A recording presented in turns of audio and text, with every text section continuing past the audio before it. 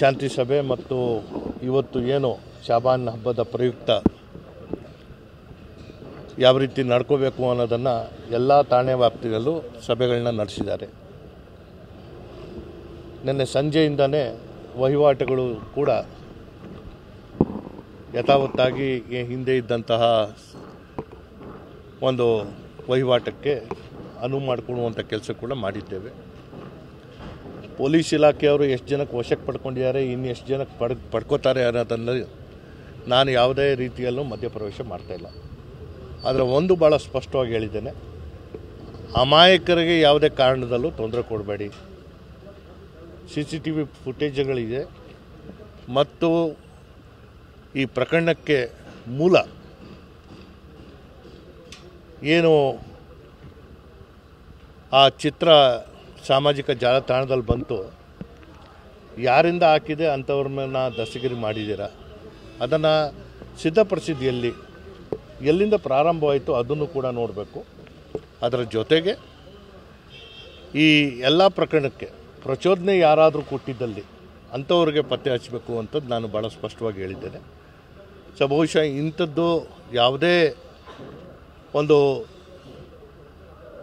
ಸ್ವಸ್ಥ ಸಮಾಜಕ್ಕೆ ಪೂರಕವಾಗಿರುವಂಥ ವಾತಾವರಣ ಅಲ್ಲ. ಹಾಗಾಗಿ ಪೊಲೀಸವರು ಯಾರನ್ನ ದಸ್ತಗಿರಿ ಮಾಡ್ತಾಯಿದ್ದಾರೆ, ಯಾವ ಕಾರಣಕ್ಕೆ ಮಾಡ್ತಾಯಿದ್ದಾರೆ ಅನ್ನೋದನ್ನು ನಾವು ಯಾರೂ ಪ್ರಶ್ನೆ ಮಾಡೋಂಗಿಲ್ಲ. ಹಾಗಾಗಿಯೂ ಕೂಡ ಒಂದು ಅಡ್ವೊಕೇಟ್ಸ್ಗಳ ತಂಡನ ನಾನು ಈಗಾಗಲೇ ಮಾತಾಡ್ತಾ ಇದ್ದೇನೆ. ಸಾಕಷ್ಟು ಪೋಷಕರು ಅಲ್ಲಿ ದಸ್ತಗಿರಿ ಮಾಡಿದ ಕೂಡಲೇ ನನ್ನ ಮಕ್ಕಳು ಇದರಲ್ಲಿ ಭಾಗಿಯಾಗಿಲ್ಲ ಅನ್ನೋದನ್ನು ಅವರು ಅಳಲು ತೋರ್ಕೋತಾರೆ. ಸತ್ಯ ಸಂಗತಿಗಳನ್ನ ನೋಡುವಂಥದ್ದಕ್ಕೆ ಒಂದು ಅಡ್ವೊಕೇಟ್ಸ್ನ ತಂಡವನ್ನು ನಾನು ಈ ಹಿಂದೆ ಕೂಡ ನಾವು ಮಾಡಿದ್ವಿ. ಅದೇ ರೀತಿಯಲ್ಲಿ ಸಹಾಯ ಆಗುವಂಥದ್ದಕ್ಕೆ ಏನಾಗಬೇಕು ಅಂಥದ್ದು ಮಾಡ್ತೀವಿ. ಒಟ್ಟಾರೆ ತಪ್ಪಿಸ್ತರು ಯಾರೇ ಇರಲಿ ಕ್ಷಮೆ ಅನ್ನೋದಿಲ್ಲ.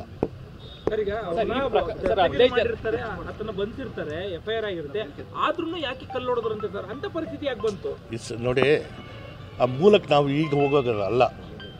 ಪರಿಸ್ಥಿತಿ ನಮ್ಮ ಯಥಾಸ್ಥಿತಿಗೆ ಬಂದಿರೋದ್ರಿಂದ ನಾವು ಯಾಕಾಗಿತ್ತು ಏನಾಗಿತ್ತು ಅನ್ನೋದನ್ನು ಇಲ್ಲಿ ಕೂತ್ಕೊಂಡು ಮಾತಾಡೋದಲ್ಲ. ನಾನು ಈಗಾಗಲೇ ಪೊಲೀಸ್ ಅಧಿಕಾರಿಗಳಿಗೂ ಸೂಚನೆ ಕೊಟ್ಟಿದ್ದೇನೆ. ದೂರು ಕೊಟ್ಟ ಮೇಲೆ FIR ದೂರು ಕೊಟ್ಟಂಥ ಸಮಯ ಮತ್ತು FIR ಹಾಕಿದಂಥ ಸಮಯ ಮಧ್ಯದಲ್ಲಿ ಆದಂಥ ವಿಳಂಬ, ಈ ಎಲ್ಲವೂ ಮುಂದೆ ಬರಬೇಕು. ಅದರ ಜೊತೆಗೆ ದೂರು ಕೊಡೋಕ್ಕೆ ಬಂದಂಥವ್ರ ಜೊತೆಗೆ ವರ್ತನೆ ಹೇಗಾಗಿತ್ತು, ದಸ್ತಗಿರಿ ಮಾಡಿದ ಮೇಲೂ ಇಂಥ ಪರಿಸ್ಥಿತಿ ಬರಬೇಕಾದ್ರೆ ಕಾರಣಗಳು ಏನು ಅನ್ನೋದನ್ನು ನಾನು ಒಂದು ವರದಿಯನ್ನು ಕೇಳಿದ್ದೇನೆ. ಆ ವರದಿ ಬಂದ ಮೇಲೆ ಅದರ ಮೇಲೆ ನಾನು ಕ್ರಮವನ್ನು ಜರುಗಿಸುವಂಥದ್ದಕ್ಕೆ ಮುಂದಾಗ್ತೇನೆ. ಗೃಹ ಸಚಿವರು ಇವತ್ತು ಮೈಸೂರು ಪ್ರವಾಸ ಬರಲಿದ್ದಾರೆ. ನಾವು ಈ ಪರಿಸ್ಥಿತಿಯನ್ನು ನೋಡಿದಂತಹ ಸಂದರ್ಭದಲ್ಲಿ ಬಹುಶಃ ಇಂಥದ್ದು ಆಗುತ್ತೆ ಅನ್ನೋದಲ್ಲ, ಜನಸಂಖ್ಯೆಯು ಕೂಡ ಈ ಠಾಣಾ ವ್ಯಾಪ್ತಿನಲ್ಲಿ ಜಾಸ್ತಿ ಇರೋದ್ರಿಂದ ನಾನು ಹೊಸ ಪೊಲೀಸ್ ಠಾಣೆ ಬೇಕು ಅನ್ನೋದು ಕೂಡ ನನ್ನ ಒಂದು ಪ್ರಯತ್ನ ನಿರಂತರವಾಗಿ ಕಳೆದ 5 ವರ್ಷದಿಂದ ನಾನು ಮಾಡ್ತಾ ಇದ್ದೇನೆ. ಅಲ್ಲ ಸರ್, ಇಷ್ಟೆಲ್ಲ ಆಗುತ್ತೆ, ಪೊಲೀಸರನ್ನ ಎದುರ್ಕೊಳ್ಳೋದಿಲ್ಲ, ಪೊಲೀಸರ ಮೇಲೆ ಅಲ್ಲೇ ಮಾಡ್ತಾರೆ ಅಂತ ಹೇಳಿದ್ರೆ ಅಂದ್ರೆ ಲಾ ಅಂಡ್ ಆರ್ಡರ್. ನೋಡಿ ಮಹೇಶ್, ಒಂದು ನಾನು ಹೇಳ್ತೇನೆ, ನಾನು ಯಾಕೆ ಮಾಡ್ಯಾರೆ ಅನ್ನೋ ಉತ್ತರ ಕೊಡೋಕ್ಕೆ ನಾನಲ್ಲ. ನಡೆದೋಗಿರೋದನ್ನು ಯಾರು ಮಾಡ್ಯಾರ ಅಂಥವ್ರ ಮೇಲೆ ಕ್ರಮ ತಗೋಬೇಕು ಅನ್ನೋದನ್ನು ಭಾಳ ಸ್ಪಷ್ಟವಾದಂಥ ಆದೇಶ ಮಾಡಿದ್ದೇನೆ. ಯಾಕೆ ಪೊಲೀಸರನ್ನ ನೋಡಿ ಹೆದರ್ತಾ ಇಲ್ವೋ ಅಥವಾ ಏನಾಯಿತು ಅನ್ನೋದನ್ನು ಆ ವಿಶ್ಲೇಷಣೆ ಕೊಡುವಂಥದ್ದು ನಾನು ಮುಂದಾಗಲ್ಲ. ನೋಡಿ, ನನಗೆ ಯಾರು ದಸ್ತಗಿರಿ ಮಾಡ್ಯಾರ ಅನ್ನೋದು ನನ್ನ ಮಾಹಿತಿ ಇಲ್ಲ. ಪೊಲೀಸ್ ಇಲಾಖೆ ತನ್ನ ಕೆಲಸ ಮಾಡುವಂಥದ್ದಕ್ಕೆ ಮುಕ್ತವಾದಂಥ ಅವಕಾಶ ಇದೆ. ನಾನು ಹೇಳ್ತಾ ಇದ್ದೀನಿ, ನಾನು ಕೇವಲ ಅವ್ರಿಗೆ ಸೂಚನೆ ಕೊಟ್ಟಿರುವಂಥದ್ದು ಅಮಾಯಕರಿಗೆ ತೊಂದರೆ ಆಗಕೂಡ್ದು, ಮಿಕ್ಕಿದ್ದು ಏನು ಮಾಡಬೇಕು ಅದು ಮಾಡಲೇಬೇಕು.